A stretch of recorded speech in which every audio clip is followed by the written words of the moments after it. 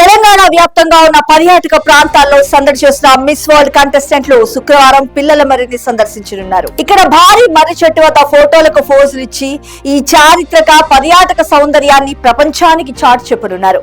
అందాల బామలు విచ్చేసిన సందర్భంగా తెలంగాణ కాంగ్రెస్ సర్కార్ ఇక్కడ పకడ్బందీగా ఏర్పాట్లు పూర్తి చేసింది. మహబూబ్ నగర్ జిల్లా కేంద్రానికి కేవలం 5 కిలోమీటర్ల దూరంలో ఉన్న పిల్లల మర్రి చారిత్రక పర్యాటక ప్రదేశం.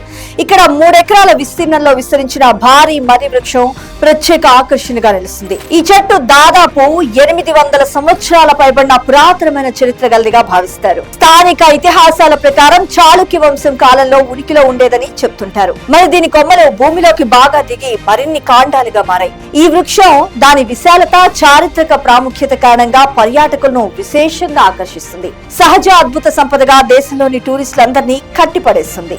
పిల్లల మర్రి సమీపంలో ఉన్న కొల్లాపూర్ సమ్మక్క సార్లమ్మ ఆలయం, సోమశిల ఆలయం మరియు కృష్ణానదీ తీరంలోని ఇతర ప్రదేశాలు కూడా పర్యాటకులను కనువిందు చేస్తాయి, ఎంతగానో ఆకర్షిస్తాయి. స్థానికంగా ఈ చెట్టు చుట్టూ కొన్ని ఆధ్యాత్మిక నమ్మకాలు కూడా ఉన్నాయి.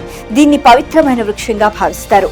పర్యాటకులు ఈ చెట్టు కింద విశ్రాంతి తీసుకోవచ్చు, సహజ సౌందర్యాన్ని ఆస్వాదించవచ్చు.